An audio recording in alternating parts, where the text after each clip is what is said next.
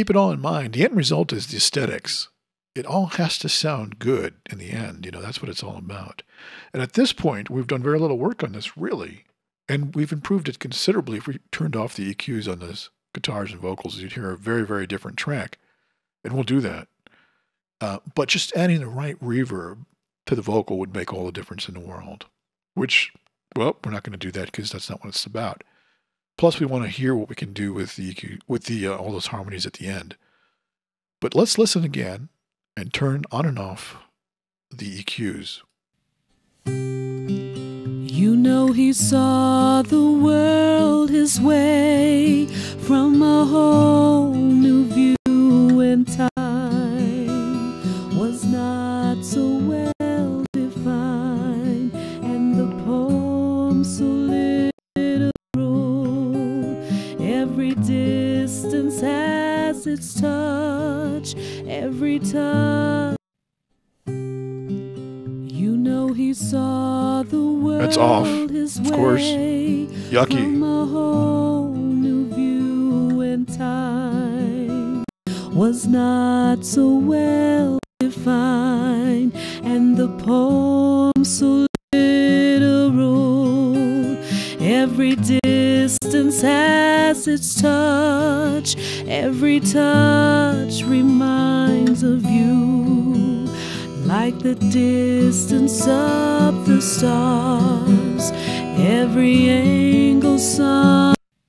You know he saw the world his way from a whole new view, and time was not so well defined, and the poem so literal.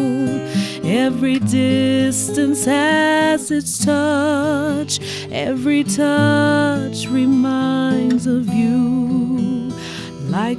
Okay, so there you have some ideas of what we can do with the EQ. And what we did, once again, we did a roll off at the very, very low frequencies on all the tracks, actually. Vocals, even more so on the vocals and the guitar.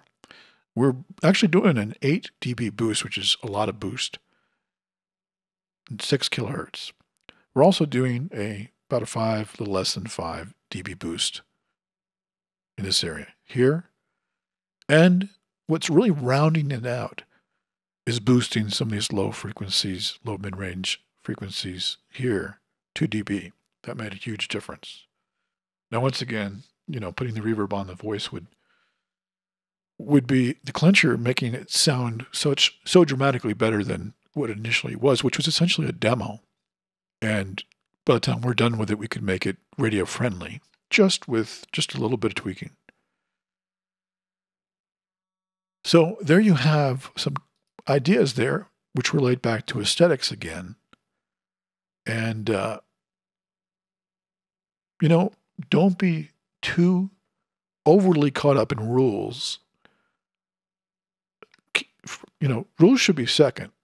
What sounds good should be first. And it's important that, you know, what sounds good reproduces, and that's the whole reason for using quality tools.